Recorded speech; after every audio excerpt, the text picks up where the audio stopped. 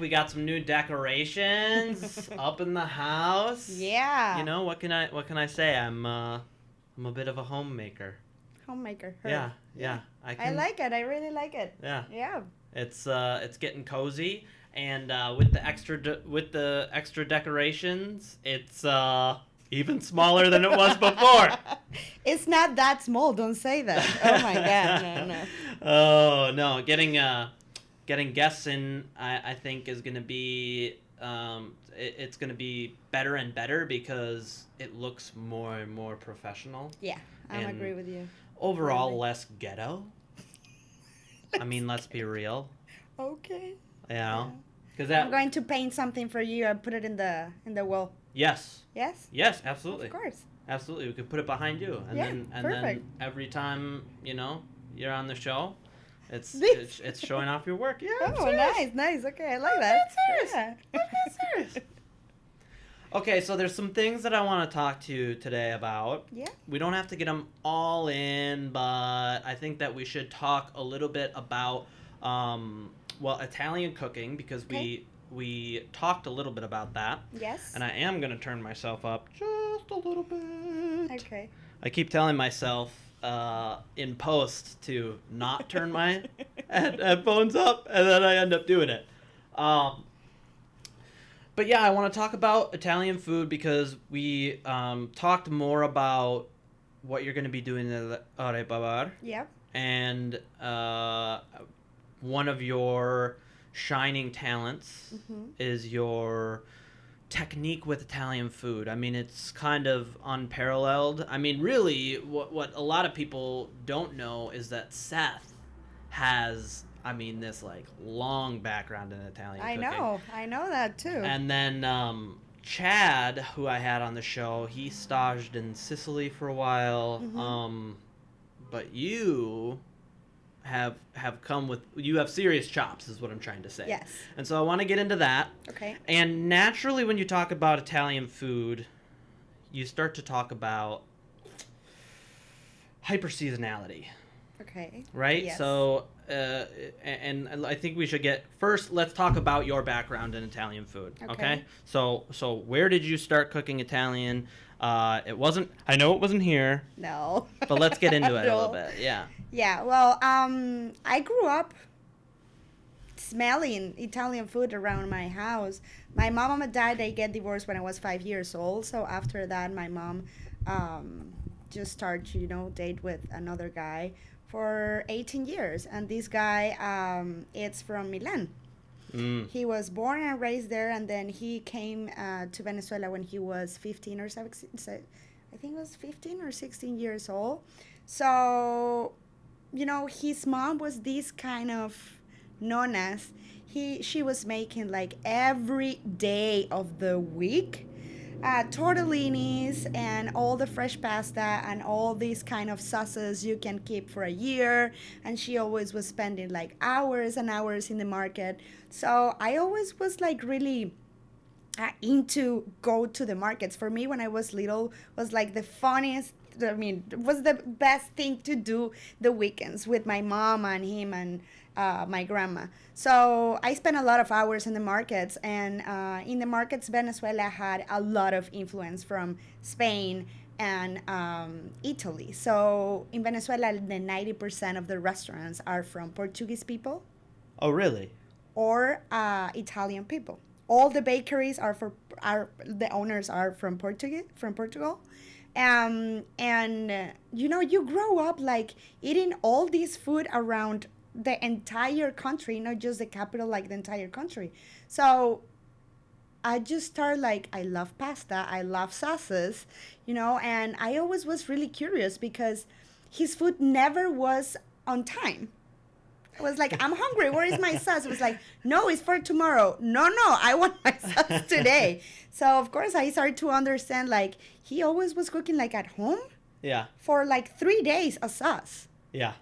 And he never used, like, salt or anything. He just let cook the tomatoes for 3 days. And after 3 days, when you don't have the acidity of the tomatoes anymore, and you don't have, like, any additions to this sauce, before he put it in like the glass containers. The He was jars. like, yeah, The now jars, we're yeah. going to see if we need salt.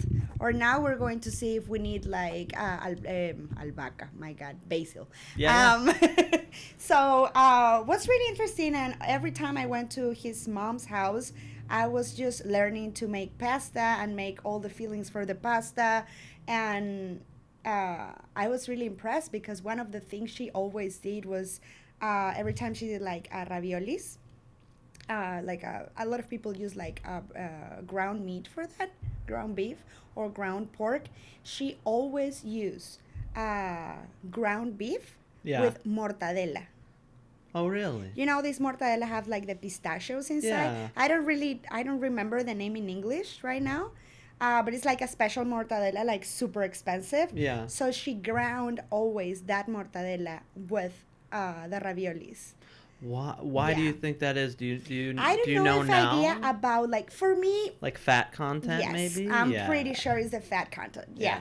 And also one of my favorite thing. It's not easy to make because it's not easy to obtain these, but she always make these raviolis. The dough she never use olive oil like a traditional, recipe for like a pasta. It's olive oil. You need to use olive Yeah. oil. She always use bone marrow Oh, on the. that sounds phenomenal. It's delicious, like you don't have idea. So I always was like, okay, this lady, she was like 90 years old already. Yeah. And she was making pasta and all these kind of things. So I grew up with this and I just feel so much passion for this kind of food. And I went to the university, I graduated, and then it was like, I'm not happy. I need to be a chef because I'm not happy. Yeah. So I started to go to culinary school, and Wait, you graduated from the university yeah, before you went to culinary school? yeah. I didn't know that. Yeah. For what? I'm a business administrator, and I have 2 minors in financials, yeah. Okay, that makes a lot of sense. Yeah. That makes a lot of sense. After that, I was working in a big company, and I was like, something is missing. Yeah. And I always took like lessons of Mediterranean food and sushi and all that kind of things. Yeah. And I always was like this is my passion. But when I said to my mom and my dad, like, hey, I don't want to do this anymore. They were like, you are just 19. Like, what are you doing? I was like, no, I'm going to be a chef. They almost killed me. Oh, I bet. Was bad, and they told like we don't have the money to pay that. Yeah. Because in Venezuela, do the culinary career, it's really expensive. Oh, really? And also, if you are living in a country we don't have enough food. Yeah. So all the example I remember with the like the cheese classes or like the wine classes we had was really, really hard because it's a lot of things for us. Everything it's importation. Yeah. So everything is more expensive like it can be here because you produce a lot of things here. We don't anymore. So I had a teacher in the school. Yeah. So the teacher I had in the school, he is the best. I mean, I love him. Right now, he's in Hong Kong. He's one of the best chefs over there in Hong Kong. And Really? Yeah, he's just amazing. Luis Daniel Rojas. I love him. And everything I know before I came probably to like start to create my recipes and everything comes from him. Really, I'm Yeah. really happy. So in school, you always need to start to work in, restaurants and stuff. Right. So, but in Venezuela, they don't pay you. Yeah, so it's like an actual stage in It's a Venezuela. stage Yeah. for months or Well, years. You said that there's a specific word in Spanish for it. What is that word? Entrevista. Entrevista. Oh, okay, Pero that makes sense. it's more like a it's like a entrevista. Okay, yes. okay, that makes sense. So I started to work in these restaurants. Of course, when you are in school, you don't need to work just in one restaurant. So you can be like 1 day here, 2 days over there, because really they don't pay you because they said, I'm just teaching you. Yeah. That's how they're paying you. Yeah, exactly. Which I think there's value to that. It's value when the restaurants respect you. Yeah, And okay. they don't use I want to destroy you because you know. So Yeah. I've experienced a little bit of that. Oh, yeah, me too. So, I was working in a Peruvian restaurant and in an Italian restaurant at the same time. Oh, wow.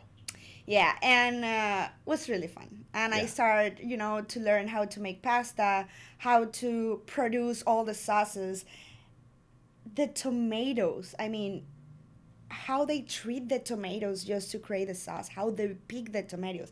I'm telling you, the owners of Yeah, the chef of yeah. this restaurant doesn't exist anymore in Venezuela, and the chef in this restaurant was a 75-year-old guy Yeah. coming from, Madrid, I think he was from, and he was just like, no, no, just touch the pasta. The perfect texture is when you touch the pasta. You need to feel it. Oh yeah, yeah. Your heart. I mean, this kind of super I love that. passion Yeah. about food, and I just fell in love with the way they treat the ingredients. Yeah. And the love they have cooking. Like, and always this guy was just like sauteing onions, and he was like singing, and then you see how he had the salt. It was like a Broadway Absolutely. show, Yeah, there's music to it all. It's Yeah. incredible. So I fell in love with Italian food. So that was the reason, because when I came here, I enjoyed a lot to work for John in Alvento, because he's not Italian at all. Yeah. But he's that kind of showman, and Yeah. he reminds me a lot, this guy. Yeah. So yeah, but all my life, like, pasta for me it's just make me so happy to make pasta or make bread or cook sauce for a really, really long time. The wine and all the tiramisu for me is just like one of the best desserts I ever had.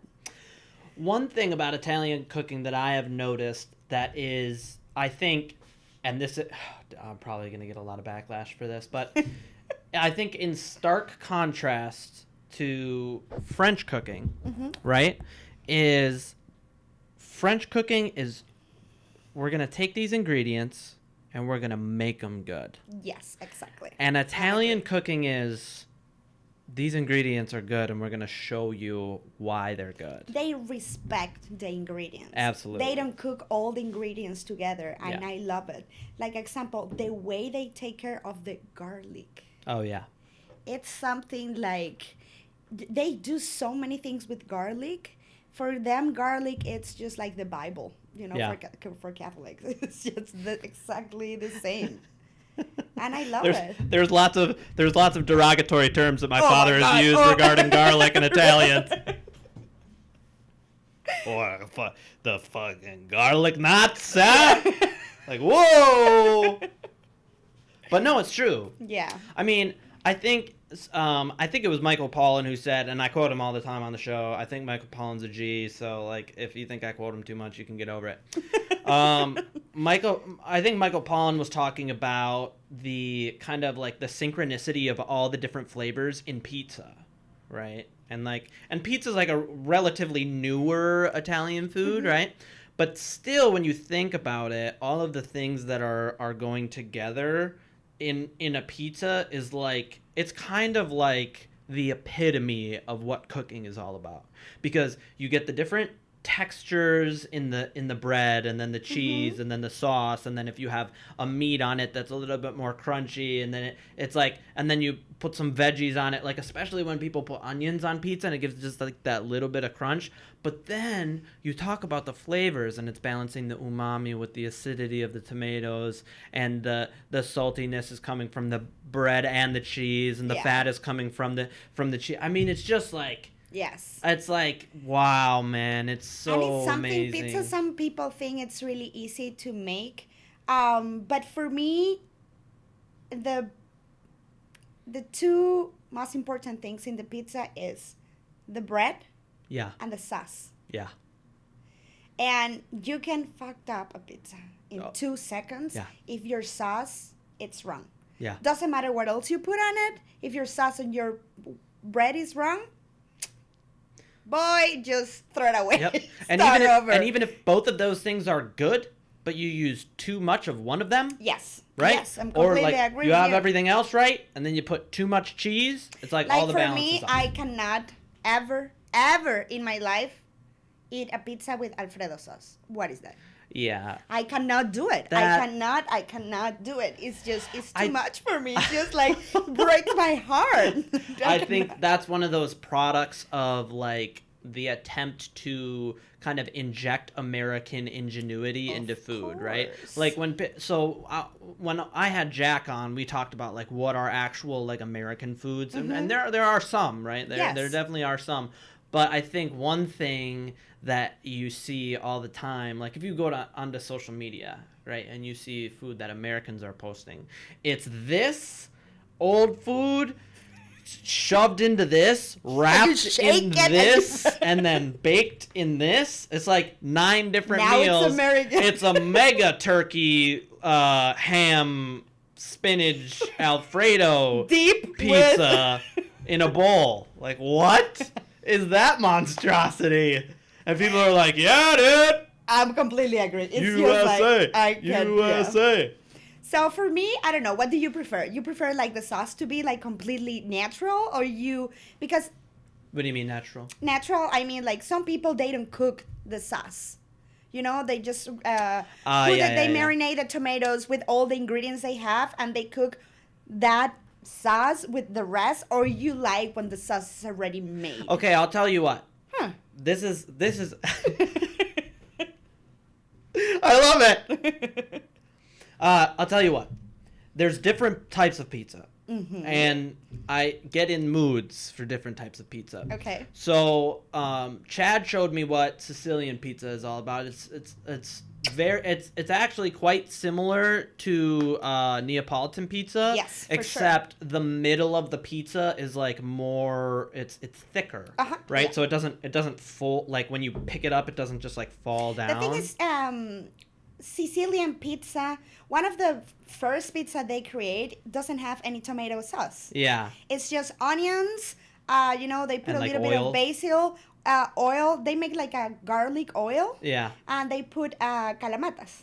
Yeah, right? Okay, yeah. So in the middle, onions has so much water. Yeah. And also you are adding a lot of cheese to that too. Yeah. So, and the oil and everything, if you don't do like a thicker crust, like in the center of the pizza is going to break because all the water is coming from the olives and also from the onions. So that is one of my favorite pizza and doesn't have any tomato sauce.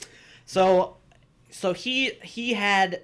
he had a couple different variations of dough that he had learned. And whenever he would make pizza, I would prefer more of like I guess you would say a cooked tomato sauce on that. Okay. But if I'm going to get out, if I'm going to have Neapolitan pizza, right, somewhere where it's like, they have the specified like oven and like people come in and inspect to make sure it's like truly Neapolitan.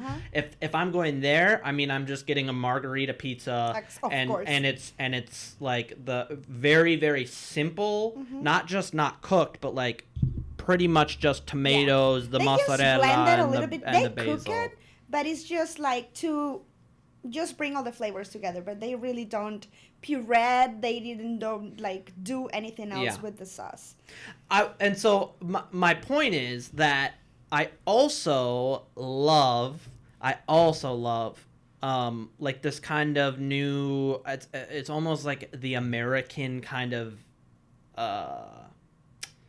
The American version of pizza, right? Like you go to Red Savoy's, right? Like Red Savoy is my favorite pizza in Minnesota, and the sauce is super seasoned, like a little bit spicy, right, and very cooked, and I get the pizza well done, decent like amount of cheese, crunchy? So like the cheese on top has bubbled and then browned. Oof, and then I get it with sausage and pepperoni, so there's like there's a spice element, there's a lot of spice in it, like and so I enjoy that, and in that realm, when I'm at Red Savoy or I'm ordering from Red Savoy, that's kind of what I expect. But if I go and get pizza from somewhere that says they're gonna do Neapolitan pizza, I want it to be more fresh. Yeah. And that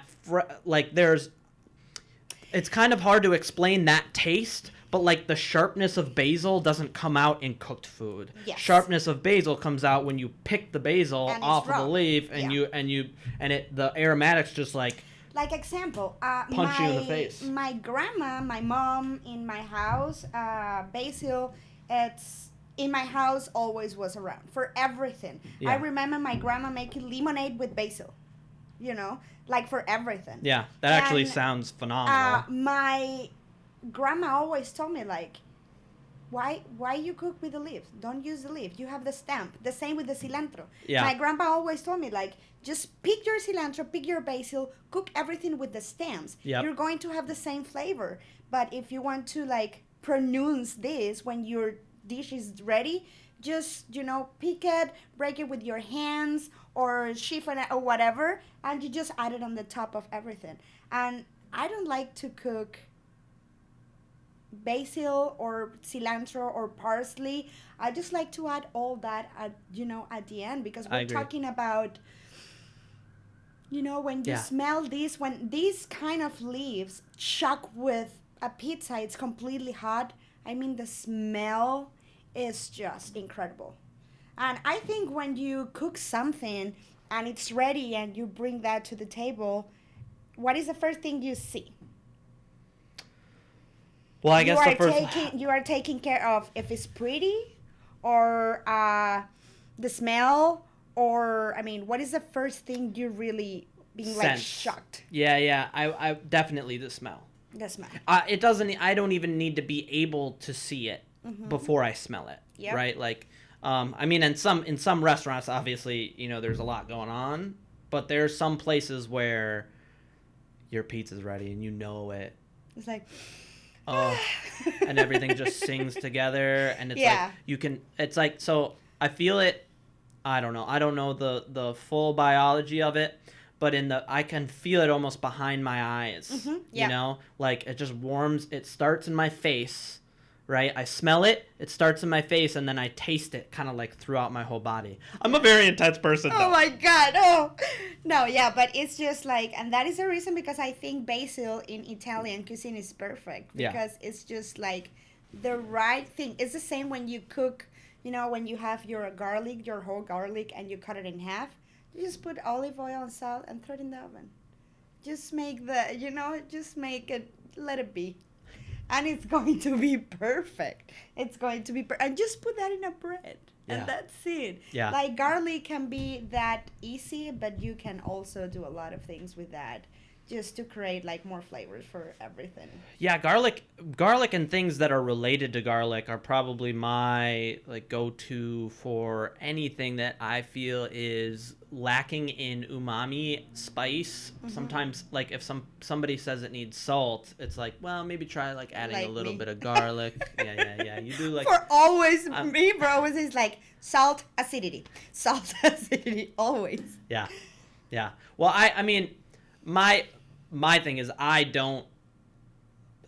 have this aversion to salt because if you feel that it needs salt, honestly, what I use salt for is that very last taste. Yes, exactly. Right?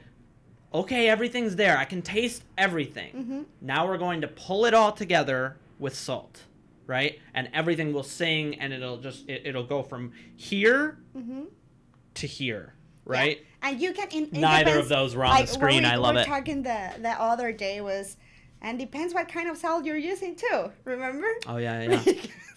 Because sometimes you have kosher salt and you have table salt, or you have Maldon or whatever. Yes. Like you cannot treat the salt the same way. Oh yeah.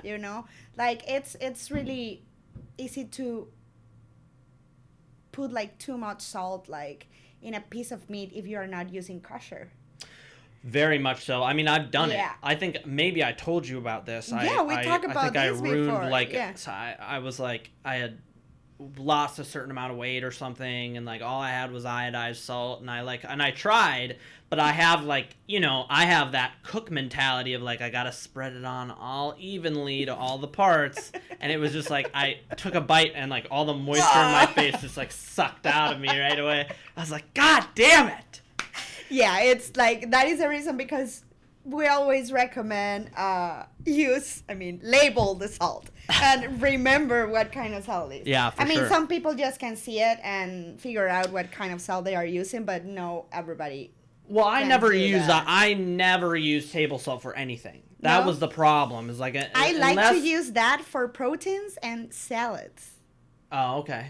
The rest I use kosher, but I know it's like I like to use kosher for my proteins. Yeah. And I really like to use kosher for my proteins because I can do the little thing, you know, and then it spreads all nice, and it looks like it looks like you ever skied. You ever Yeah. skied? It looks like a new snow Oh my god. on the thing. Yeah.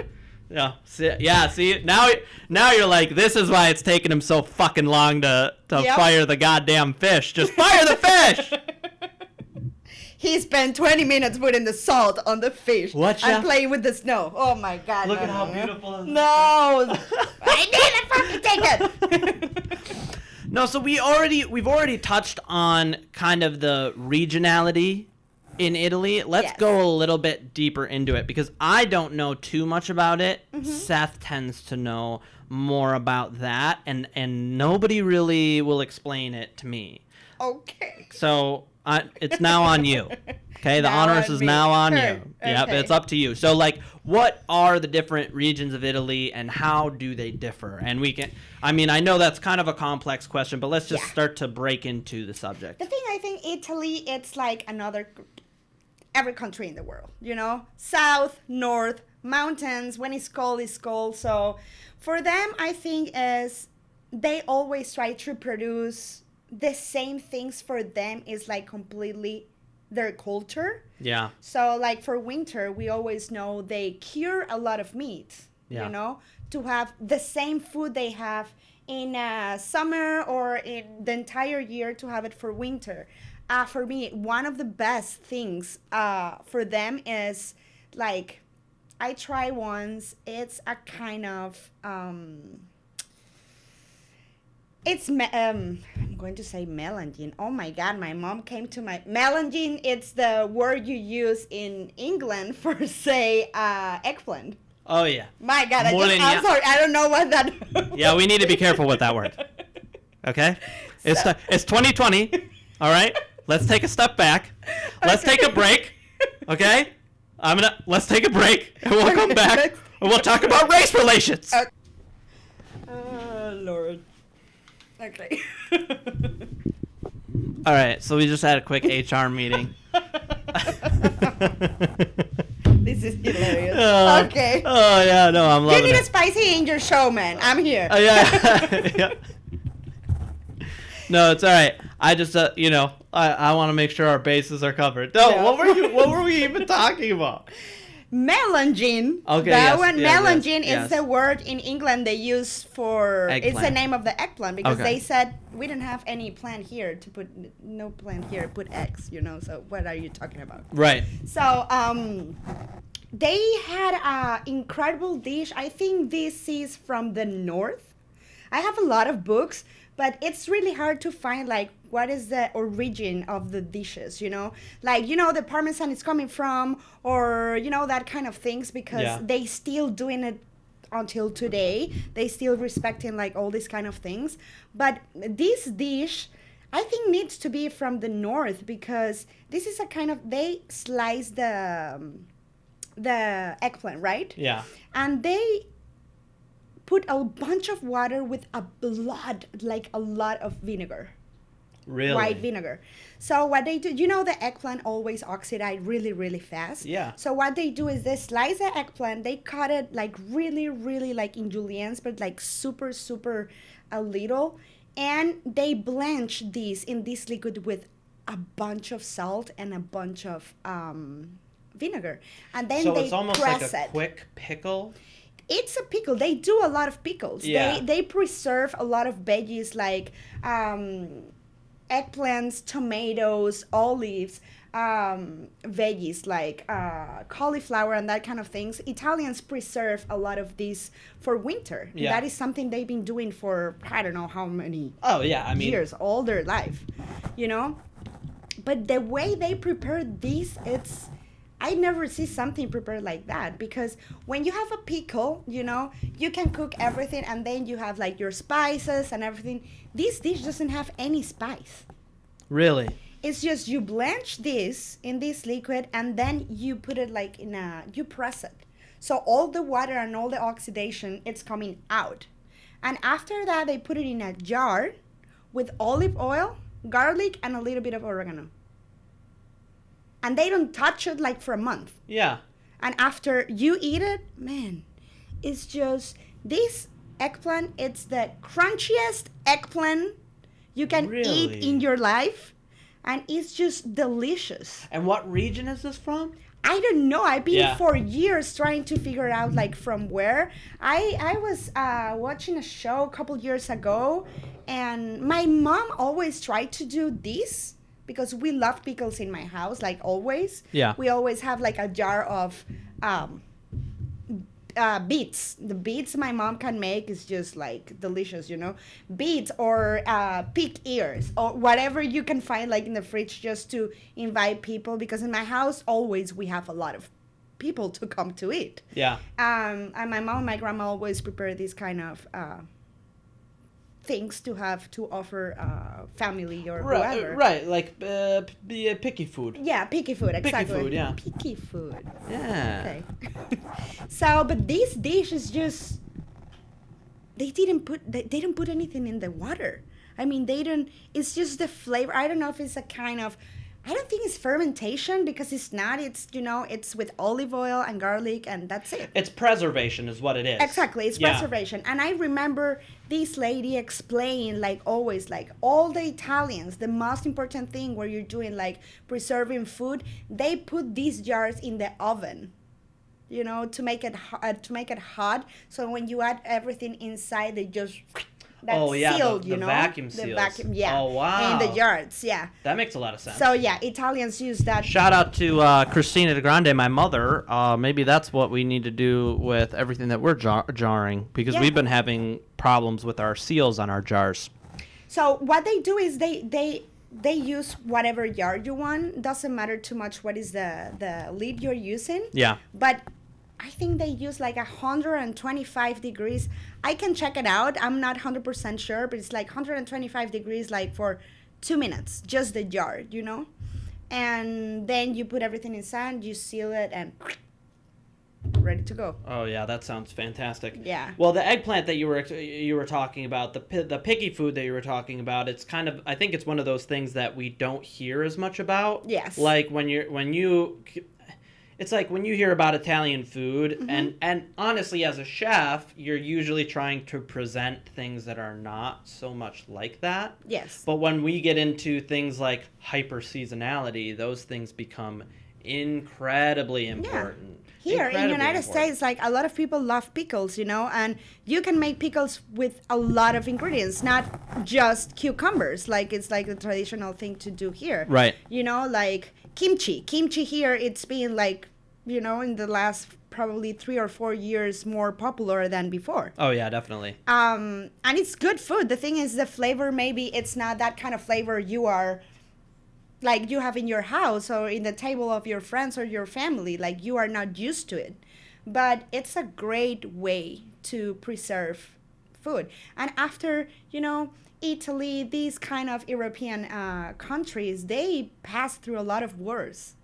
You know? Yeah, that's very true. So I think after you have wars, you start to take care more of the food, because you always are going to have that kind of survival mode, like you need to preserve and, you know, have for winter or have for this and this and this, so you always are going to have enough food for your family.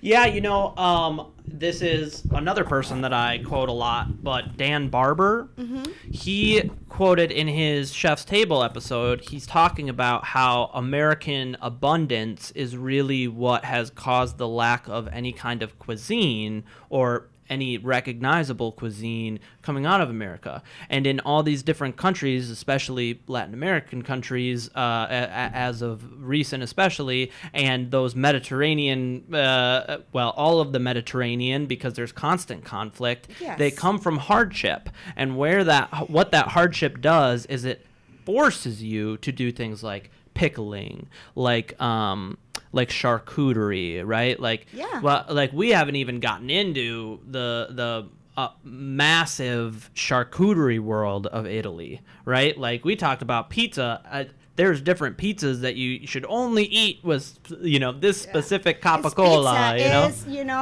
It's pasta. Like it's I was reading a book the other day and I realized pasta is not from Italy. Pasta is coming from China. Yeah.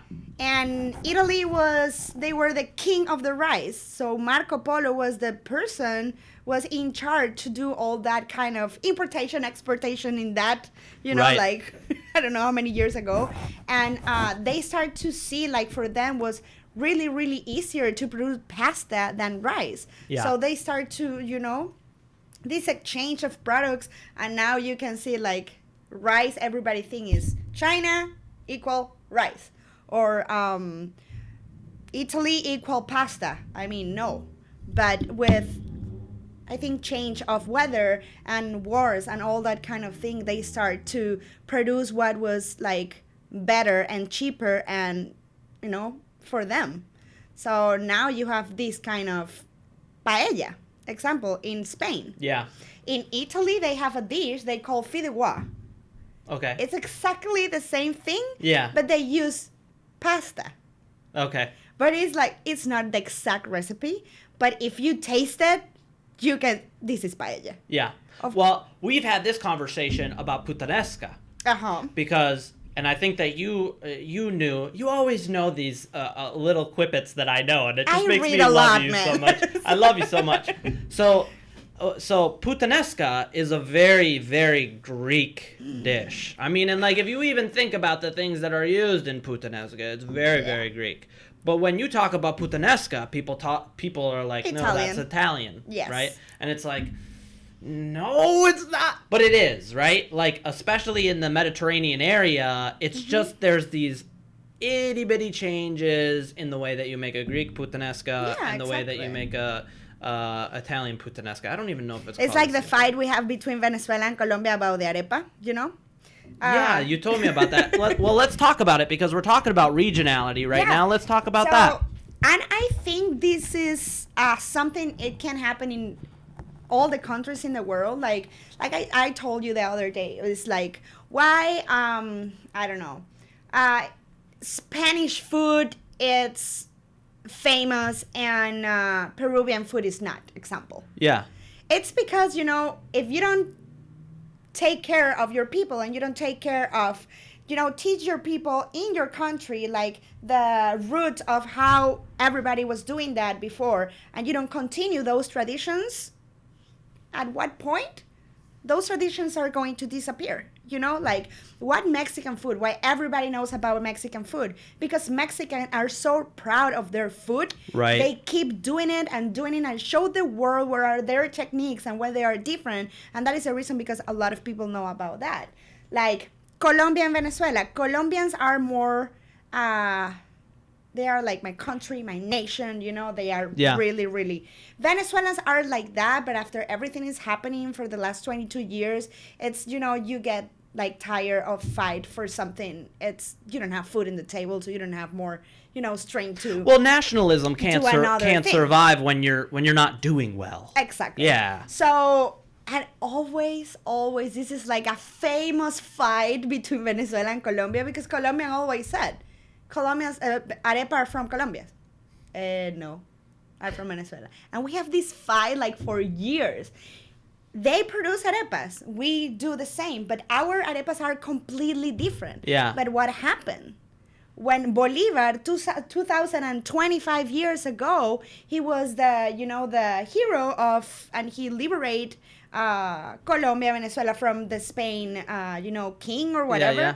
Venezuela and Colombia were one country. Yeah. So, of course, both we have arepas. Yeah. But this fight is just like, it's like, example, what is the name of this super, super small country? It's between France and Spain. Luxembourg? No. They speak Spanish. Oh my God, I cannot. Between France and Spain? Yes. It's right in the ocean, right? And they had so much war and so much stuff over there, but they are so strong. San Sebastian is the name of the capital. So we're talking about the Basque country. Basque country. Basque country? Yeah. Mm-hmm. Oh my God. Yeah. I'm gonna look super ignorant. So this country, it's fighting. Andorra. No, that is another one. Andorra is another thing. Okay. Okay. So the Basque country. Okay, yes, Basque country. They have so many Michelin stars. Oh, It's just yeah, unbelievable. I've heard of this. And you see their cuisine, and nobody know them. Yeah, I didn't. You know, but their cuisine is just completely traditional from, I don't know, 500 years ago, and they just cook everything they can find in the ocean. Yeah. And that is what they do. Yeah. They don't change anything. Yeah. They just cook from the ocean all the fish and all the stuff they have from the ocean. And you see the recipes is like lemon juice, olive oil, and salt. It's just traditional. That's but beautiful. It's just that beautiful and that Yeah. perfect. They have so many Michelin stars. And also San Sebastian is just like everybody wants to go there just to eat. Yeah. You know? Yeah. So why their food is not that famous? It's because unfortunately they have two big ones, France and Spain. Yeah. Who is going to fight with that? Right. You know? And they're gonna say it's our food, and this is really a French technique, especially with the French. I mean, I see it sometimes with the Spanish, but I mean, really with the French, it's well, like, French are really whoa. strong, and then French we have like in books these kind of techniques. You know? Yeah. Like I don't think astronomy was born in France. Yeah. But they were the first ones to put it in books and open a school. It's the same with the beer. A lot of people think the beer comes from the first beer was created in Germany. Yeah. No, that is not true. Right. You know?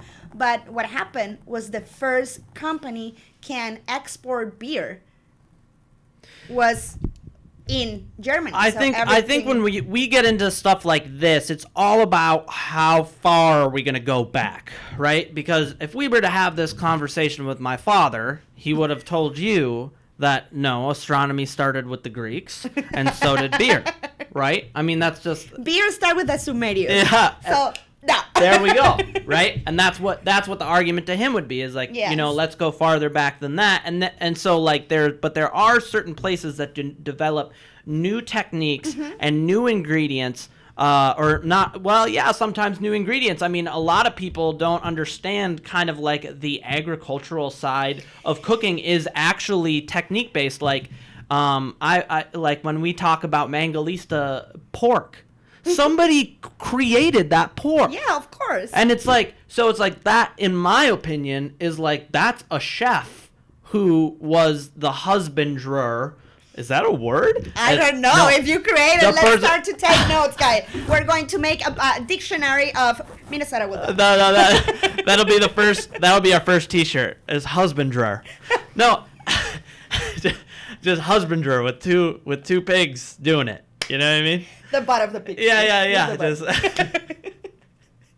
No, so it's like that, the raising of the pigs, like the actual genetics, like with apples, a lot of the time, it's like there were people who planned new apple trees, Yeah. right? Like I'm going to take this apple. It's different now because they know genetics and stuff like that, but it's been going on since the beginning of time. course. And so like when we talk about, oh, it's the ingredients, it's like sometimes people planned those ingredients. Yes. And I think that's just freaking dope. Of course. And so like with Like, Italy, can you imagine who was the first person just decide to see, like, I don't know, a potato, something in the dirt, like, who was the first people just thought like, oh, I'm going to say if I can eat that or I'm going to die. I always thought they have like a people, they were like a wrong people or bad people in the tribes. Yeah. And I was like, you are going to go there Go and try try. that? And if you die, we are not going to. I don't know. I think Yeah. it's something like that because how they really get to that point, like what is safe for our people or not. you know? Yeah, It's it is. just so- It's an interesting thing to think about. I think what the key has been is the simple. It's been you try something a little bit and it makes you kind of sick, so a lot of it will murder you, and then the ability of human beings to transfer that information on has really been the key to learning these kinds of and things. Knowledge, because Yeah, I think it's like, because there are things out there that will kill you, right? If you eat just a tiny little bit of it, especially if you go into the Amazonia, right? It's like a little bit of a different story. I mean, this is more for the people at home, right? Like, there are things that will kill you even a little bit, but there's usually some kind of spectrum. Yes. Like, if you eat a bite of that, it's going to make you throw up for 3 hours, and so you'll live to see another day. It'll just be very uncomfortable for you. Yeah, it's true. So, Italy, right? Yeah. Oh man, we went down a little bit of a hole, but so Italy is kind of like, I always separate it into mountainous, peninsula, and islands. Yeah. Is that right? Yeah. But it's similar in Greece, but I think it's just in Greece it's more spread out. I mean, really, exactly. you can walk 20 miles and it's a completely different completely in Greece, you have different more temperate zone. island than in Italy, right? Well, you have more islands, right? Yeah. But it's also like it's right, the place that it's in, both longitudinally and laterally is like it's just like right in a very different place. So you can go 20 miles south, and the temperature is very different year-round. The climate is very different year-round.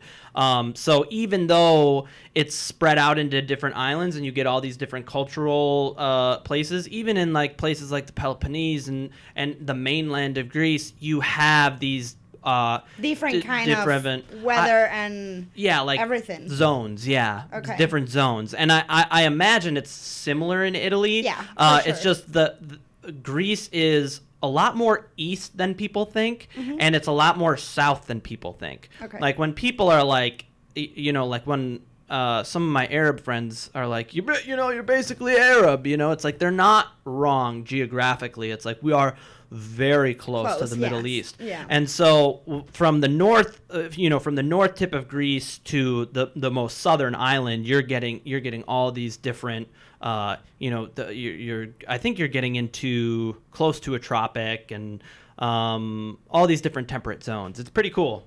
But with Italy, I think it's more about kind of like the different changes politically and culturally that have happened. I think they are more like regionalist than, the regions. They just, example, I don't know, rum.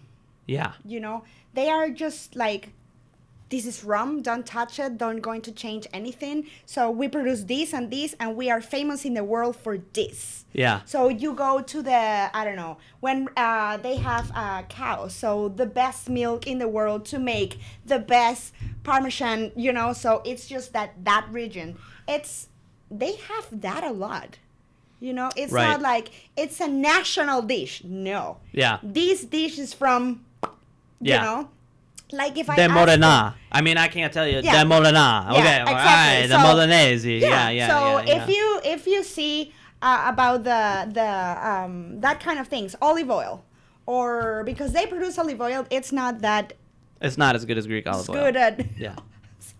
Greek or Spain or Portugal, they produce a lot of olive oil too. They do too, but I don't know. I really want to read more about this, but the balsamic, is just like Modena. Yeah. It's not from Italy. You never are going. Okay, Modena, Italy. Yeah, but it's from Modena. Yeah. And they have. I just watched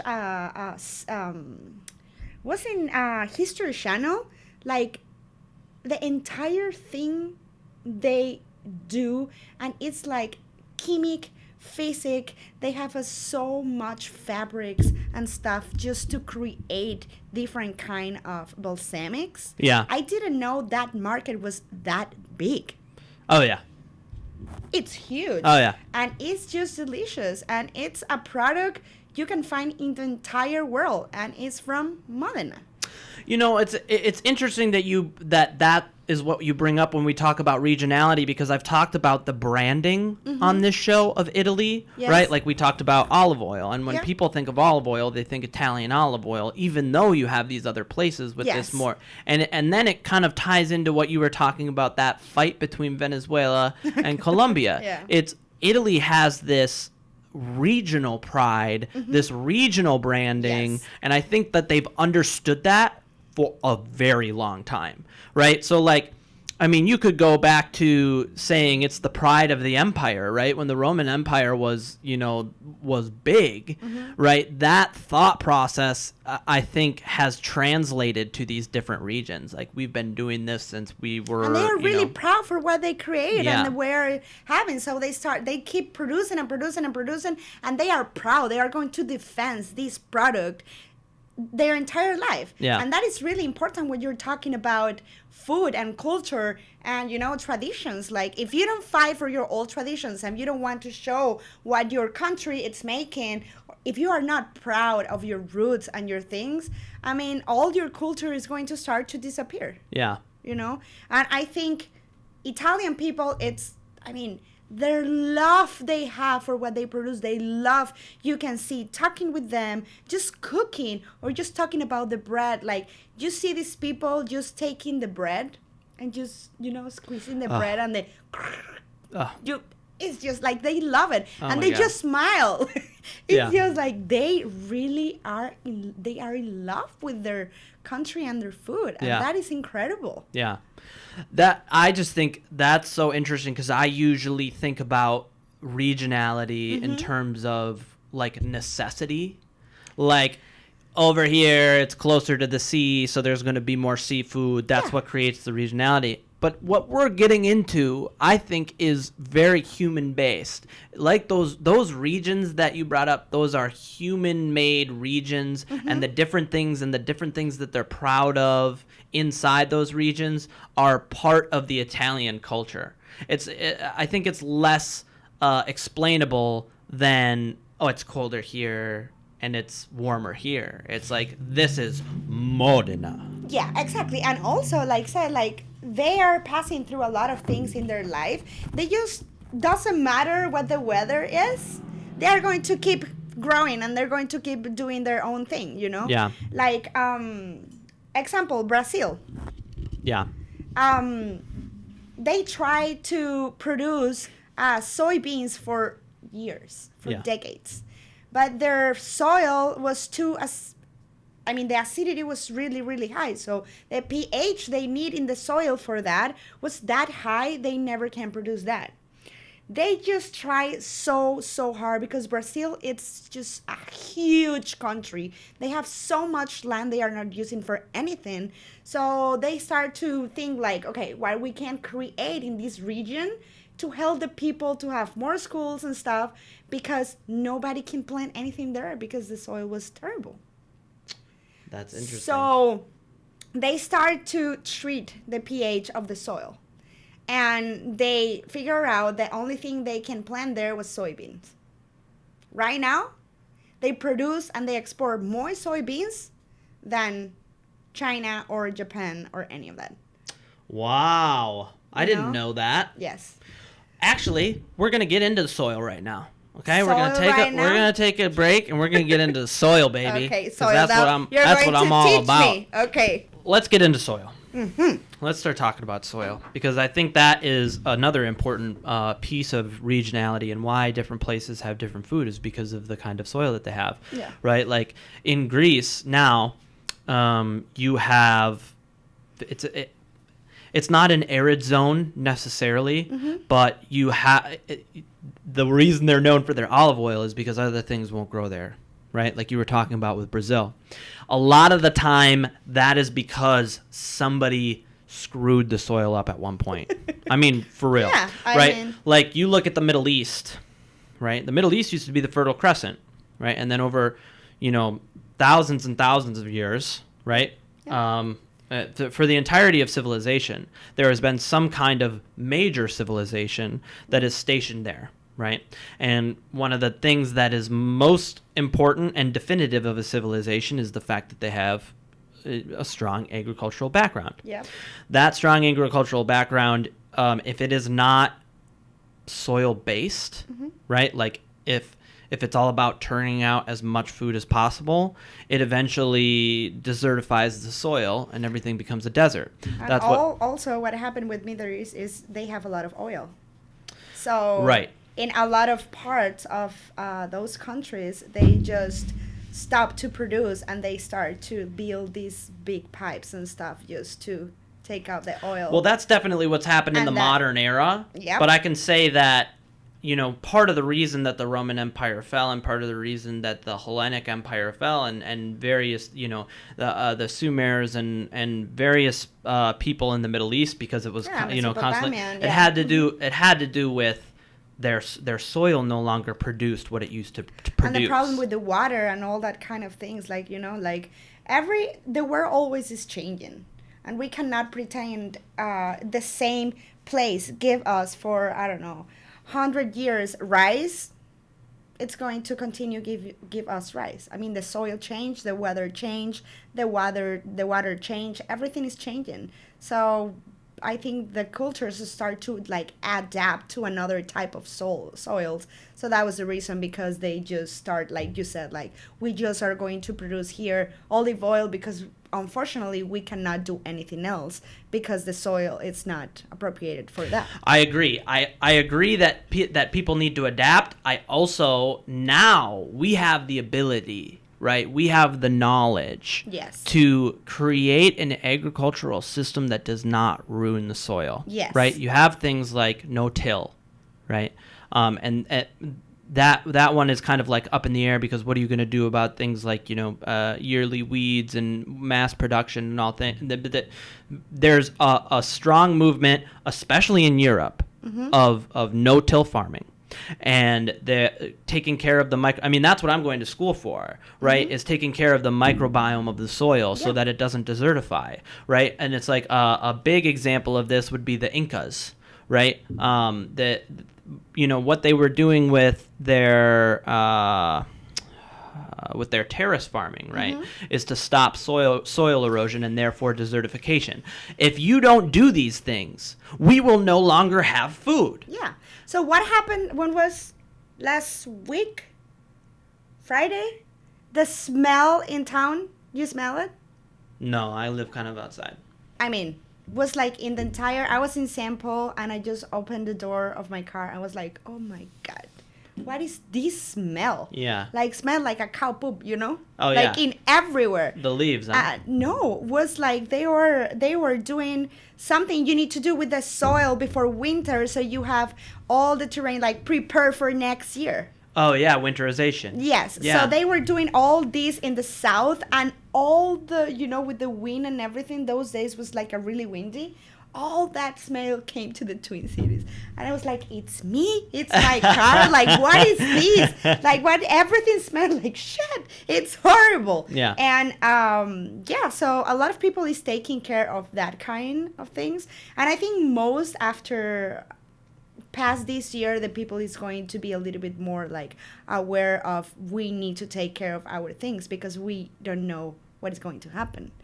With all the pandemic and all the situation we're living like that in the entire world, I think that people start to realize they need to preserve and they need to take care more of the farms and the soil and how to produce and how to distribute, because you never know, you cannot take anything for granted anymore. Yeah, it's very true. It's very true. I think that is one of the positives that I've found of the pandemic, is that people are kind of being forced into this sustainable mindset. How many people this year were growing everything in their houses? Yeah, I guess that's a good point. Yeah. It was incredible. Friends of mine, they never grow anything. They start to grow stuff.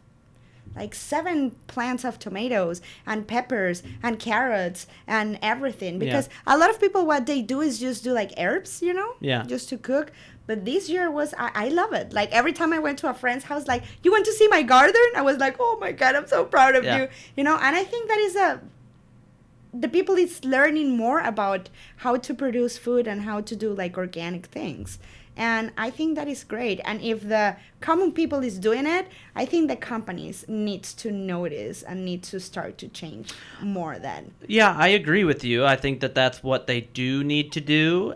I think there already was a push towards it because it's getting to a point where it's going to be cheaper to do sustainable things because the other things just aren't working, right? Yeah. And like on a governmental level, like what happens when your soil isn't healthy? You have to pump more nitrogen into your soil. When you pump more nitrogen into your soil, and I'm pretty aware that you know this, but for people at home who don't understand basically the eutrophication process is when you pump more nitrogen into your soil, the rains wash away the nitrogen that isn't getting used. It all goes into the Mississippi because everything drains into the Mississippi. Pretty much everything. It's like 80% of the U.S. is a watershed for the Mississippi, and then it all drains into the Gulf of Mexico, and then you get these huge algal blooms from the excess nitrogen in the water, and then the algal blooms once they die, they cut off all the oxygen, and then everything dies in the sea. Yep. So there has been a push.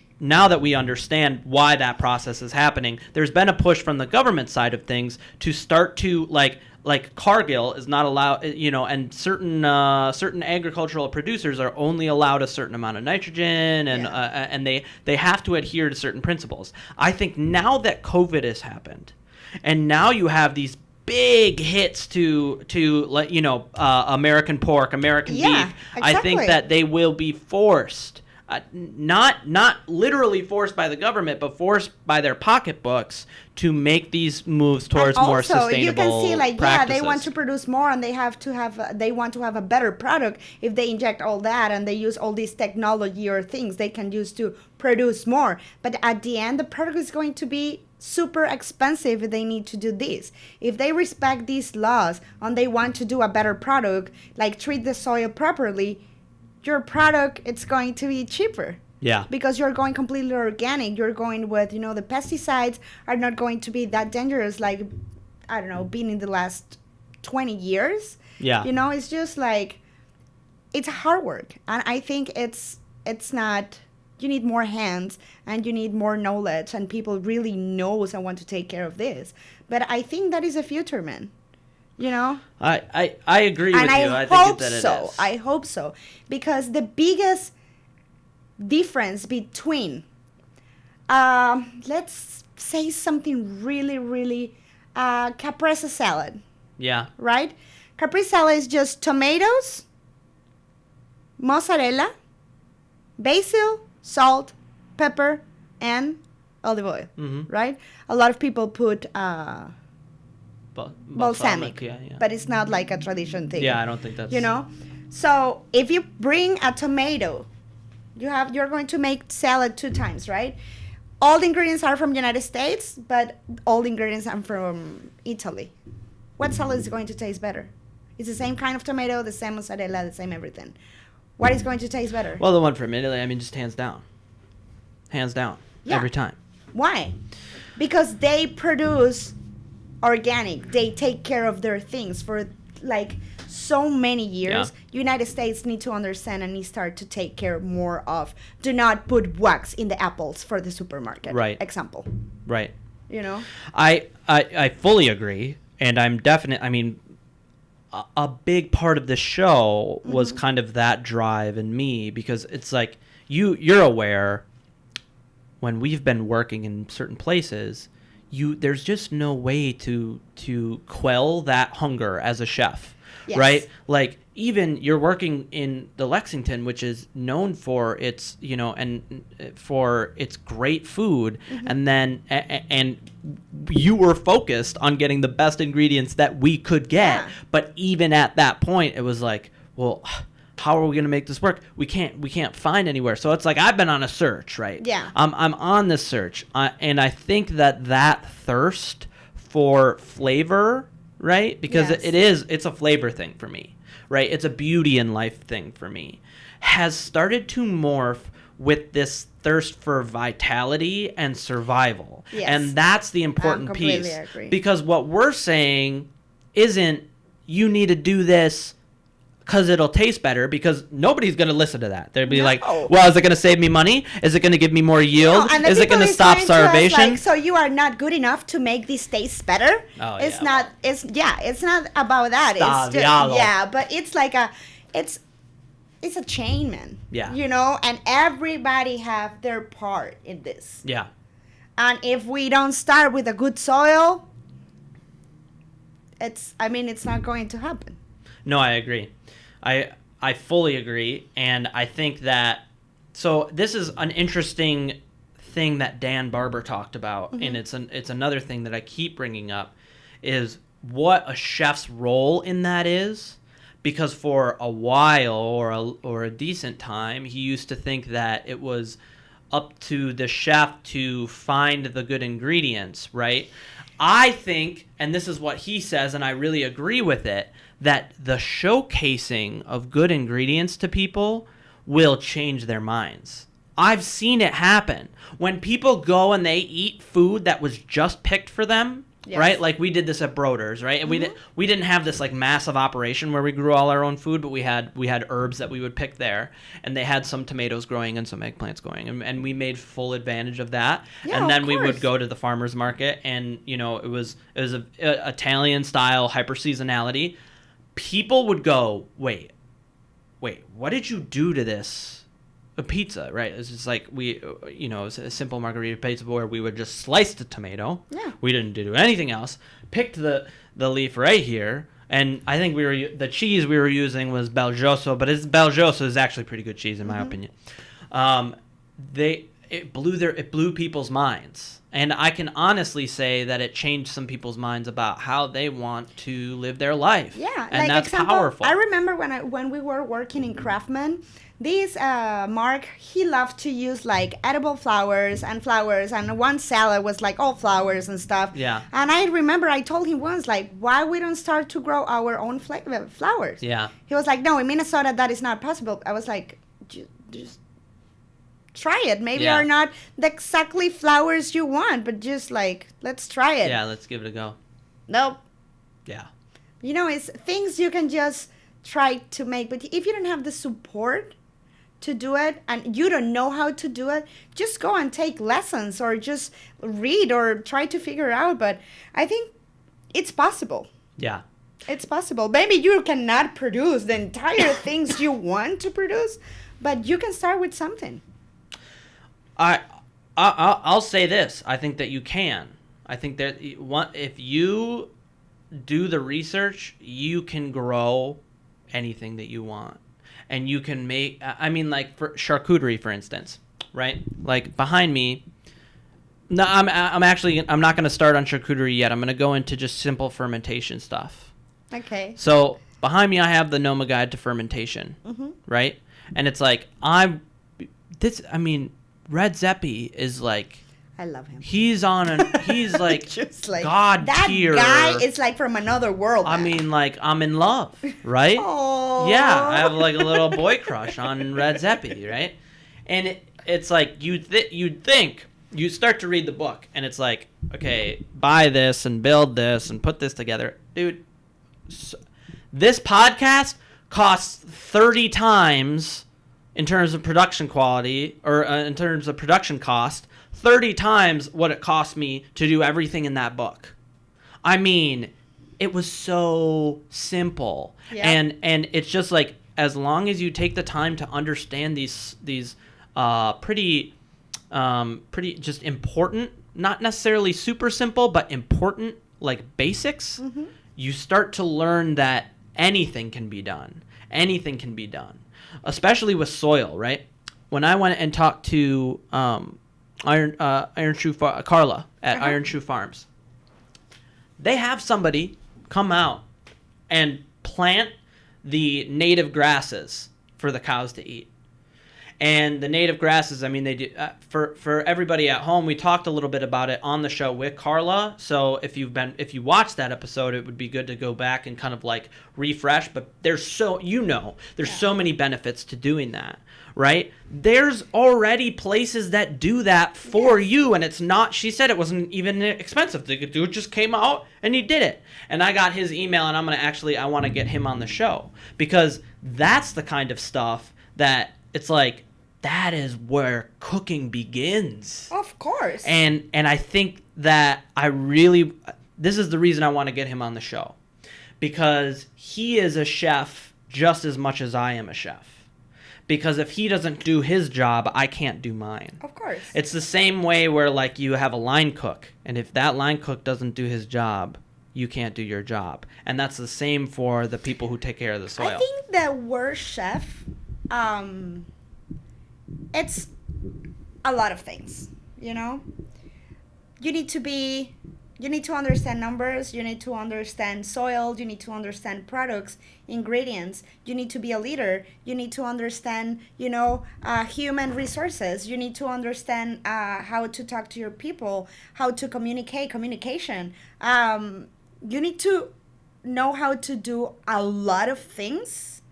And a lot of people say, yes, but maybe you are not the best cook.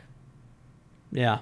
And I noticed, like, a lot of chefs, maybe they are not the best cook or they don't have the best technique. But I think a good chef, it's that person take care of all these details and do it with passion, love, and respect. Yeah. So when you talk about he is a chef like me, yes. Yeah. Maybe you don't know how to plan that, but maybe he doesn't know how to cook like you. Yeah. But if he doesn't do his job, you cannot do yours. Yeah. So I think it's everybody's part of this. Yeah. And if we don't respect the cow, we are not going to have a good piece of meat. It's so true. It's so true. So I think we need to take care more of that. You hear before these, the first time I hear it was like, what? Like the best, and the baby cows these guys have in New Zealand, like they produce the best milk in the world, and they have like 7 cows. Yeah. These cows are like, he breed like, the hair of the cows, and it's like they are their babies. Yeah. It's incredible. This milk is like the best milk in the world just because they give a lot of love to the cows. Yeah. And I believe in that. It's the same when you are mad and you're cooking, your food is not going to taste the same if you're happy. Yeah. And that is 100% sure. Very true. It's very true. I mean, and there's mental reasons for it, there's biological reasons for it, there's chemical reasons for it. There's no longer an argument against it, because Yes. the proof is in the meat, the proof is in the milk, the proof is in the yogurt, the proof is in the honey, right? And I think that if you can't get on that bandwagon, then 2020 is the year for you to get off and let the professionals do it for real, because. And that's that was part of like my whole, this happened obviously before COVID, but that was part of my thing with going back to school. I was like, and we talked about that so many times, I was like, no, I'm going to learn everything that I can about this aspect of it, because it's so important. And like, I think it was the third plate. It was the third plate. So the third plate by Dan Barber, he talks about a special foie gras. Okay. All right. Foie gras. it's a special natural foie gras from Portugal. So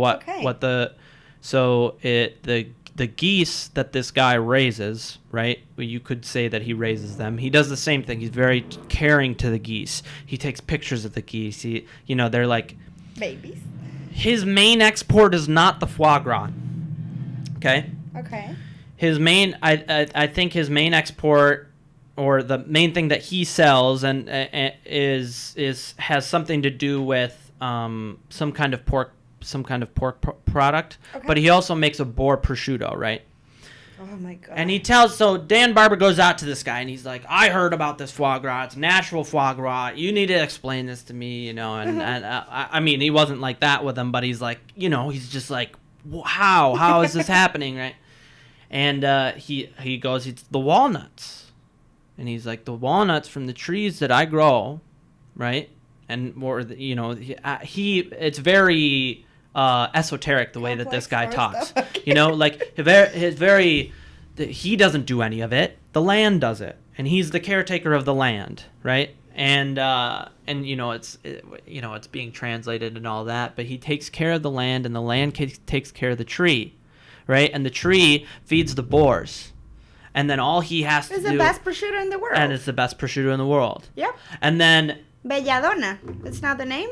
I'm not sure. That is of for the the name. porks, really. That is for the porks. I don't want to mess up the name because it's like I have so much respect for it. And I don't want to mess it up. 99% sure it's Belladonna. So here's the secret to this foie gras, right? It's rare. I'm talking about the pork, not the foie gras. Okay. Right. So what happens with the foie gras is in certain seasons, the winter. I think it's in certain seasons of like when El Nino is on the El Niño, La is Niña, I yeah. think it's when it's on when the water level rises in the Mediterranean Yep. because of El Nino. That's when the winter comes quickly. Mm-hmm. And when the winter comes quickly, the geese gorge themselves on the walnuts. And so they get the fatty liver syndrome that you would from force feeding geese. Okay. And so you have foie gras. And so My God. only on those years does he, and he takes 2 or 3 geese but then the flock, is replenished after over the course of a couple something years. he cannot control. Absolutely. It's like grapes. I think grapes you cannot you cannot have the same grapes you have in Argentina like you have in Spain, because of the soil. Yeah. And the conditions of the weather. Yeah. So it's something you cannot change. Yeah. But I mean, that sounds like perfect. Well, it's what It's it like is. the white truffles too. Like, Yeah, needs truffles to are- be like man. in, with the moon and the space and the correct, porks and the correct people and the correct land and the light. And it's just like esoteric thing too. Yeah. That is the reason because the white truffles are so expensive. Yeah, I mean, that's the truth. We're gonna take one. We're gonna take one quick break, and we're gonna go a little bit deeper into the esotericness of it because it's something that's very. This show is all about. Perfect. All right. So what we were talking about is kind of the esoteric side of what we're talking about. In Greece, there's a word sympatheia. Okay. Sympatheia. Sympatheia is the togetherness of everything, the interconnectedness of the universe, right? It's going to be something that I get tattooed on my body. I just don't know what I'm going to do about it yet, Okay. right? But no, it's an important concept, right? Okay. And in France, you know this, but maybe people at home aren't fully aware of what terroir actually means, right? Terroir goes into the land. So when you're talking about the type of grape, Yeah. you're talking about the land, right? Of course. When you're talking about the taste of the wine, sometimes it has to do with the cask, and sometimes it has to do with this, but really what they talk about is the terroir. Where is it from? What kind of soil is it grown in? And not just soil, like you said, especially with truffles, right? The weather. So what we're talking about is kind of a fusion of those two ideas. Because all these kind of things are coming from our ancestors, so they always believe in a lot of things we never saw or we never live, or so I think something of that need to be. I always believe food ingredients and all that kind of things, how they why you need to plant the rice in this time of the year, why the grapes can be different in this part of the world on the other part of the world, how the porks are going to find truffles, why they are so powerful in flavor, why if that full moon it's not here, I cannot find it. Yeah. All that kind of things. I think it's very interesting. I think it's something, yeah. I think that's why. This is a concept that this show is trying to get at. I was gonna call the show "Everybody Eats," right? Because it's true, right? Yeah. Everybody eats, and so when you're going into cooking, you start to kind of peek into this world of, oh, this is the mystery that everybody has been trying to unravel since the beginning of time. Yeah. How do I make this is the most I can't live if I don't eat. Right? Exactly. I can't live if I don't eat. How can I make this the greatest, most spiritual this most spiritual ritual in my life, right? Because that's, I mean, when you talk about beekeeping to a Greek, it's spiritual. It is spiritual. The way that the bees act, it's like you have to be in tune with the world. Yeah. And I think that is something that is starting to come way back into style, right? We've kind of went this atheistic route with most everything, not just in this country, but in the modern world. And now, you know, I go into these classes, and even the stuff that they talk about, it's like, am I in church right now? It's so mind-boggling, some of the things that we know, and we almost know them kind of like by instinct. You can prove them with certain scientific techniques, yeah, of course. but to know how that's what you're trying to prove is like you're a fucking magician. Well, like if you see all the, you know, all the medicines and all the stuff, my grandma, we're not going to like 200 years ago, like my grandma. Yeah. She always was like, and going to the garden and take this and this. Oh, you have fever, take this. It's like, no, yeah, give me a pill. No, this is better. Yeah. You know, this kind of abuelitas, grandma's thing. Yeah. And works. It does. It does. So, yeah, it's a mystery. It's something, I love it. And I have a friend, well, one of my best friends, she's from Mexico, Grace. And I always, you know, Grace is Mexican? I had no idea. So she always is talking about the tribe she's coming from, you know, and all the culture and all the stuff, how they cook, the other day she was telling me how they produce the peppers, like with her grandma and all that kind of thing. And I was just like, like, what? Like, you did that when you were a child? Can you tell me more? You know, because it's beautiful. Yeah. And we're going to the point again. If we don't preserve our culture and our traditions, they are going to disappear. Yeah. You know? Yeah. So, and that all mythology example Greece has. Oh, yeah. Like, men. And all that kind of things. I think it's really important. It's passion. I think we can translate this, the word for everything. It's passion, you know? You need to be passionate about what you're doing. Yeah, I think passion is an important word in it. I also think that we have talked about ego in the kitchen. Oh my God! That is another. But it's the same. It's the same. You're right. It is another episode, and we'll talk about it on another episode. But I think in this context, ego, you can be passionate and an egotist, right?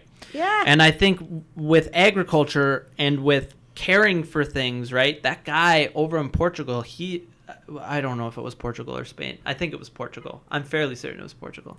He did not say that his foie gras was the best in the world.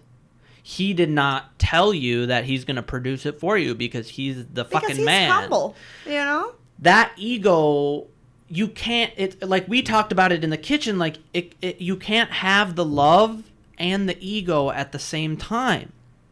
So, like, having that passion is important, but making sure that passion is a humble passion is, I mean, paramount. It's paramount for good food. And that was the reason I think it's really important for the industry right now in Minnesota. Like, the new people is going to own restaurants, or the new people is already doing different things and trying to change the behavior in the restaurants. I think that needs to happen. And I think all the industry need to be support, but chef and cooks and servers and bartenders, like, we need to work all together to make it happen. We need to be all together, like, this ego and this bullshit in the kitchens disappear so we can make better food and we can take care of our customers better. Because the ego, it's something can destroy you, your family, your restaurant, and your team. Yeah. And that is something I think needs to change. Yeah. And I think it is changing, right? We Yeah. talked about with COVID. It's forcing a change. Yes. I mean, there are people. Here's what it's doing. It's either change or get the fuck out. I'm 100% agree with you. Yeah. I mean, and but that was me. That was my COVID mask that I had on. I was being COVID, right? COVID is telling you to change or fucking die, Yeah. right? Like, or drift into oblivion. And we've seen it with countless restaurants, right? Yeah, You it's sad. either figure your shit out, and by figure your shit out, it's all the stuff that we just talked And about. what happened? What is really happening is like now you can see a lot of restaurants are taking care of their employees. You know. Yeah. Because Yep. now everybody can get COVID, or you know, you have 3-4 kids and you need to stay home because of the school and you cannot work.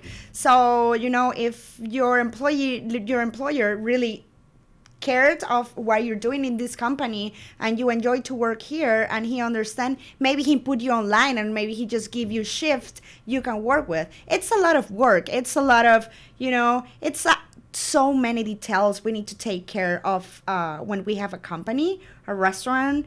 But I think this is something a lot of restaurants in the last 10-15 years, they forget. They start to see the employees as just like something we can use when we need it.